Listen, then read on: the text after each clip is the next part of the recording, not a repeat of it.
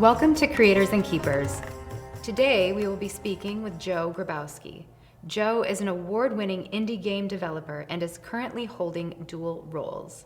At SaganWorks, Joe is technical art director, where he manages the 3D art pipeline. At Cultureverse, Joe uses his expertise as a digital artist to create immersive environments for our project partners. Joe is passionate about building new ways to store, share, and learn information in digital 3D spaces. Joe is a graduate from Savannah College of Art and Design with a BFA in interactive design and game development. Joe enjoys designing and building digital worlds and bringing them to life. Joe, welcome to Creators and Keepers. Hi. Hi. So it's fun to have you on. Normally we've been working, normally we interview project partners and not necessarily members of our own team. So you were the first person on our team that we are chatting with. So this is fun for me because I already know you, but it's also fun because I'll get to learn more about you. So in my intro, I use the phrases immersive environments and designing and building digital worlds. How would you explain what this means to the average person on the street, and why might they even be interested in this? Well, okay. So, yeah, building digital worlds is, it's the process of modeling and texturing and creating an asset in digital tools like, a modeling package, bring it into a game engine or, rendering out for a film. That would be the creating of the digital worlds, modeling, the texturing, the materials, the shaders, all that stuff. Immersive is the experience that it's built, right? So going into a Sagan, going into a game, going into some, a digital space that you have agency is where the immersive would come into. And that, you immediately believe that you are in that space. Nothing's really tugging at you. You put on a VR headset, you're on top of a building, or you boot up, Horizon Forbidden West, and you're immediately in the post-apocalypse. That is the immersive. So you, like I said in the intro, you're holding dual roles right now, one at SaganWorks, one at Cultureverse, where you do some similar things, but really different. And what I've seen you do is create really beautiful, spectacularly engaging, immersive environments that look like a game, but function as a place to store art and knowledge. This probably isn't where you thought you'd be ending up when you started your journey. No. So tell me about, we'll get to the where you are now, but I'm curious about the road you took to get to where you are now. What inspired you, and how did you get here?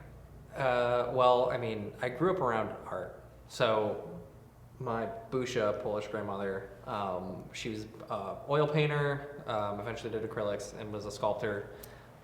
So grew up, her watching us, she was always doing paintings and everything like that. And my brother and I both ended up going to Savannah College of Art and Design. He's now a modeler at Toyota, so he sculpts cars, and I make digital art. So, and I know that my Busha also was like super happy that two of her grandkids got to go to art school and actually do that, because that was one thing that she had always wanted to do and never did.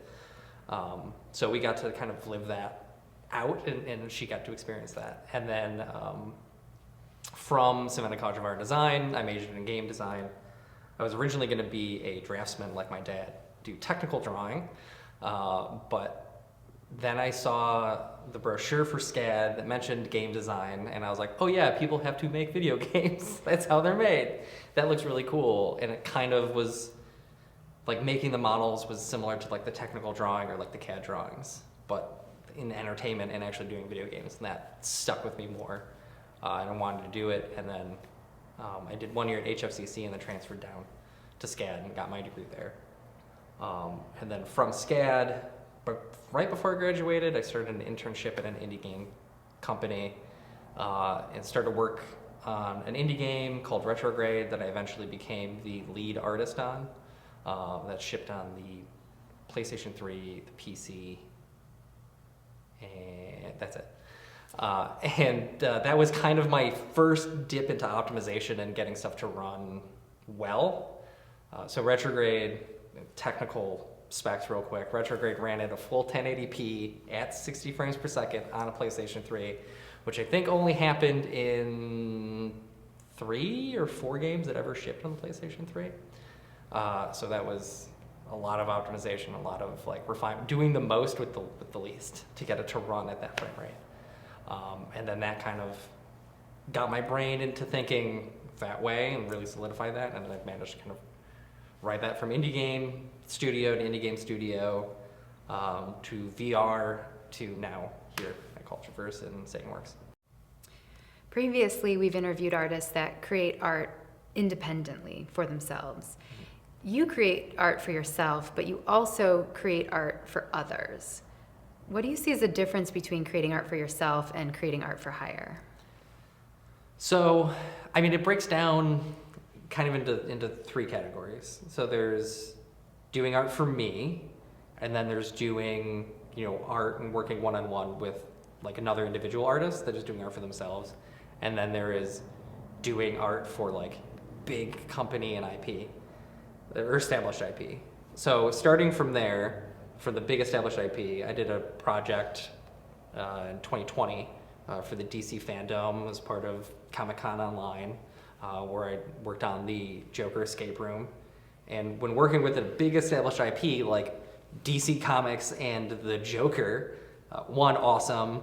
2, there's a bunch of established rules and backbone and structure to what you can and cannot do with the character.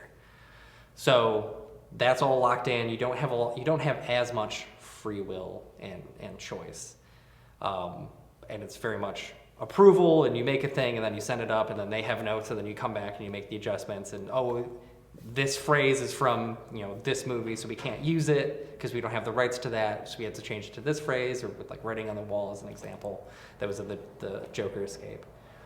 Going to working with clients individually, like I do at Cultureverse, where I'll sit down with that artist and we'll talk about what is their goals, what is their vision, what is and is not possible, so we can have a back and forth. And I'm more of a partner in that sense. I'm more of the digital Sherpa for some of these people, of like, this is possible in real-time 3D, this is not, these are the drawbacks.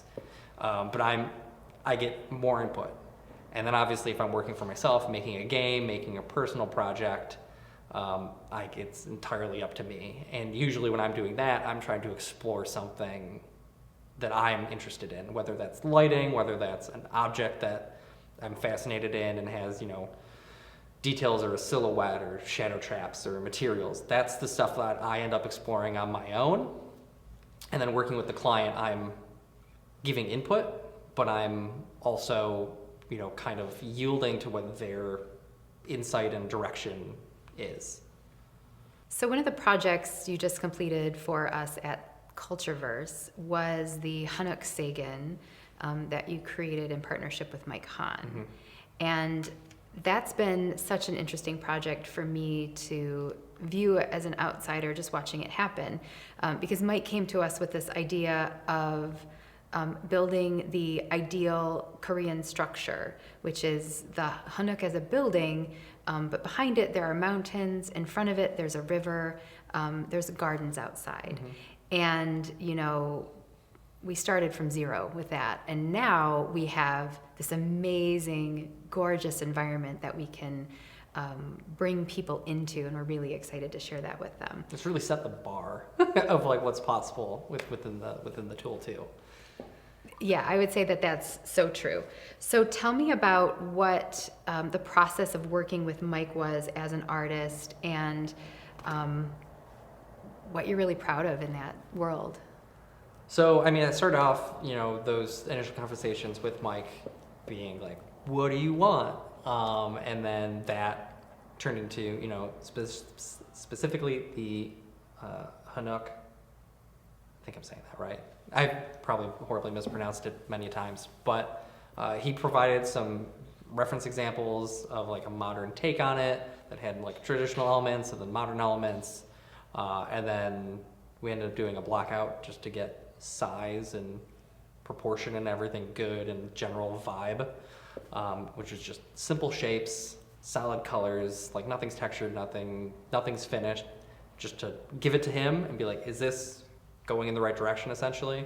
Is this the right shape? Is this the right size? Is this a good proportion for your gallery? Versus, because he wanted negative space as well of a gallery within the structure, and then there's negative space around it that is going to invite the user to walk around and explore and then be invited in. So we got that buttoned up and good, and then I go in and I make the textures, I make the materials, then I start doing research into traditional Korean tiles. What does the wood look like? What is the internal structure? How is this thing assembled? Making that look appropriate.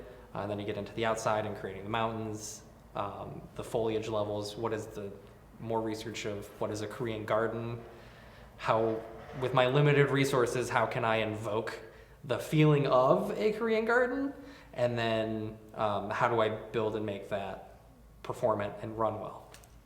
So getting into the thing I'm most proud of, that first pass that we made of the space with the final models and the final textures and final everything,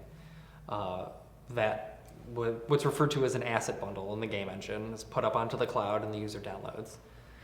Our target is 20 megs to get that to. It's a 4 to 5 second download time. Our first pass was at 60 megs. And we made sure it looked good. We made sure Mike liked it and everything's great and this is feeling correct. Awesome.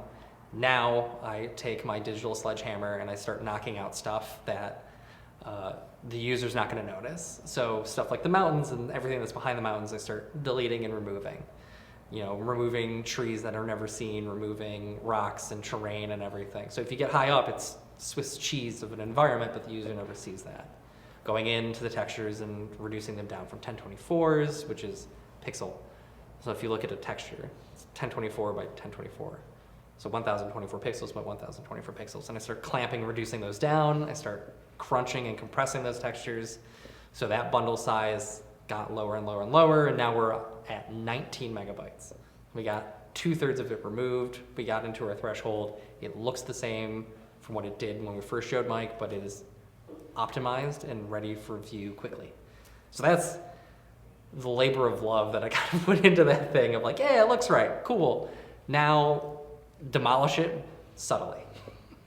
Yeah, that was interesting because it kind of hurt my heart a little bit to know that you had to go in and be fairly heavy-handed with how you needed to cut some stuff out of there, because I remember just feeling so pleased with how the initial version turned out. But you've done such an excellent job because I really don't notice a difference. It's still a gorgeous environment. Mm-hmm. And I know that you've been so delicately and surgically removing things. I guess you've probably worked digitally with a sledgehammer as well as a scalpel. Yes. Yeah, there was, an example like there's flowers right in the garden, and that texture was 1024, and I crunched it down to a 64 by 64, and I tried going to a 32 by 32, but that line, it was fine, preserving the general shape and look of the flower as I stepped down, and we do multiples of 2 or powers of 2, so going up it was 2, 4. 8, 60, it doubles every time. And so coming down from 1024, it goes 1024, 512, 256, 128, 64, 32.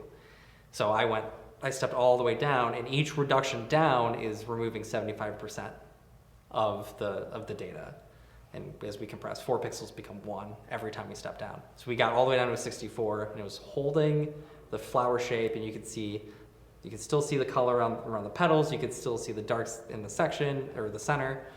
And that was good. And as soon as I clicked it over from 64 to 32, it just turned into a blurred mess. I'm like, all right, 64 is the most we can go down to, which is still a significant reduction. It went from a megabyte down to a couple kilobytes. So that is the balancing act of reducing and then being is this still close enough to what the original looked like that most people won't notice? Or is it just turned into a blurred nightmare? And it's literally get to that line and then try not to cross it. Or if you do have to cross it, then be selective about when and where you cross it. Is it something that's far away? It's not as impactful, or is it something you go up and I refer to it as kissing it? Is it something that the user can go up and smooch it? That is something that you want to preserve the most. So I'm curious, with everything you've got sort of trailing behind you, and I'm curious about the view you have of the future. You're at this interesting point in the world with technology, with people, I think, becoming more and more immersed in virtual environments. Where do you want to see things heading? What's exciting to you about what's possible next? I mean, you get into procedurally generated stuff where no one has ever seen it because the computer just made it up, and it follows these sets of rules and it generates it. So stuff like you see in like No Man's Sky, or where they randomly generated a universe with certain parameters, and you're going to planets that no one in the world has ever been to and seen that configuration of these randomized parameters of creatures and colors and habitats and stuff. So procedural generation is definitely something that I think is going to continue to grow.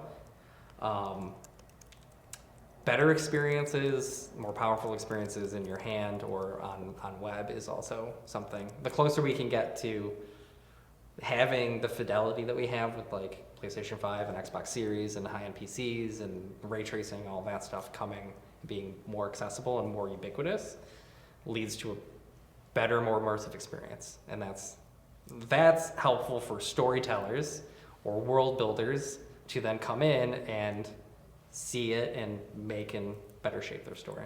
Mm-hmm. And what advice would you give to somebody who is looking to enter this world that you've found yourself in? Look around you. I mean, I have a weird eye, and I know that I do, because I've been told by my wife and friends, because I'll be eating at dinner, be like, this brick wall is awesome, and like take reference photos of it. And that idea in kind of infatuation with shape, material, light, all that stuff is like, how do I capture this? How do I get this surface to look this porous? How do I get this surface to look reflection or shiny? How do I get this light bounce? How is this space laid out? Go to a museum and how do you go through it? So what is the level design of it? What is the information that's being conveyed to me that I think that I'm making a choice to do this and I'm so smart, but I've actually been guided by the hand, by some invisible hand through the space to get the experience. Mm-hmm. So like if all of those things kind of tickle your brain or you're already finding yourself doing, then that's probably going to drive you into transitioning that stuff into a digital world. That's really fascinating. I love to think about how people with different perspectives or different professional backgrounds move through the world and what they notice that might be different from what somebody else might notice. Like somebody on the public works department is going to be thinking about all the pipes and things that are under the ground where I'm just walking on the sidewalk. Mm-hmm. And meanwhile, if you and I were walking down the sidewalk together, you're going to be looking at the brick wall, the shine of the glass, the reflection of the sun on a particular mm-hmm. thing. Has there been something in your life where you've I guess that you can think of that you've been inspired by the real world around you that you then took into a specific game that worked really well that you're really proud of? I can't think of anything off the top of my head. I mean, when I was working in VR, there was plenty of, we did a scene that was on a highway. We like literally picked a spot in Oklahoma on a highway, and I had it up on Google Maps, and I'm like, trying to match time of day. I'm trying to like sculpt and have it match literally that overpass intersection. But I've had the opposite, not opposite, but I guess the negative consequences of that, where I've been in the digital world for so long, working and optimizing and tweaking resolutions, and I was specifically fighting with lighting resolutions, and I went outside and there was a shadow of a tree on the ground, and I thought to myself, what is the resolution of that tree shadow? And I went, nope, this is real world. That's not a thing. I need to go sleep. So if you have the transition from real world to digital, but then you end up trying to think about things digitally in the real world and then remind yourself that you're insane and no, it's not that way. That's so funny. Like you're actually in the world and you don't need to have those thoughts at the moment. What are you excited about next? Honestly, and going into my personal life, is I have a daughter who is 2, and I'm excited to get her into gaming as the nerd that I am. Get her into art, get her into science and engineering and technology, STEAM, not STEM. I do believe the A is important, obviously, as an artist. But getting and ushering in kind of another generation and seeing the things that she reacts to and things that what her own personal eye ends up, lending her to. But I think that will be the fun stuff in the future for me. Oh, that's so exciting. I love that. Well, Joe, it's been super fun to chat with you and just get to know your perspective a little bit more. And thank you for joining us. Yeah, thanks.